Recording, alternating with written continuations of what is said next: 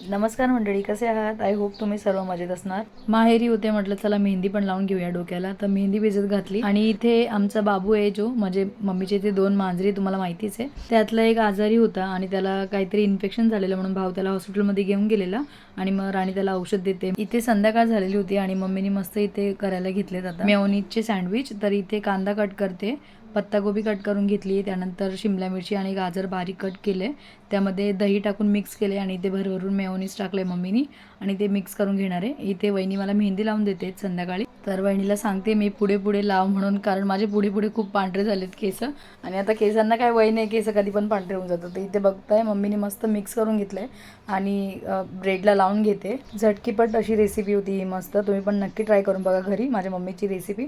जर तुम्हाला ग्रिल करायचं असेल तर तुम्ही ग्रिल पण करू शकताय. कसं झालं?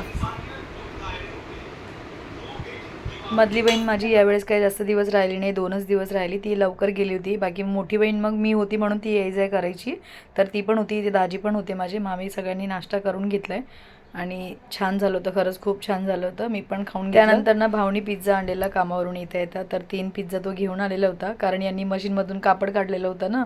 तर मग या पार्टी मागत होत्या, मामा तुमचे एवढे पैसे वाचवले आम्ही म्हणून आम्हाला पार्टी पाहिजे. तर म्हणून मग दुसऱ्या दिवशी भाऊ माझा पिझ्झा घेऊन आले. मेहंदी लावत होती वहिनी म्हणून मग वहिनीनी शेवटी खाल्ला सँडविच. त्याच्यानंतर मग आम्ही खाल्लाय पिझ्झा. इथे पिझ्झा खाल्ला. त्यानंतर मग मी मेहंदी लावलेली होती म्हणून मग माझ्या भावानी पण माझ्यासोबत मेहंदी लावली. ती तुम्हाला क्लिप मी ॲड केलेलीच आहे. तो व्हिडिओ देत नाही पण मग मी ती क्लिप ॲड केली. आणि चला मग व्हिडिओ आवडलाच नक्की लाईक कमेंट शेअर करा. नवीन असेल तर सबस्क्राईब करा.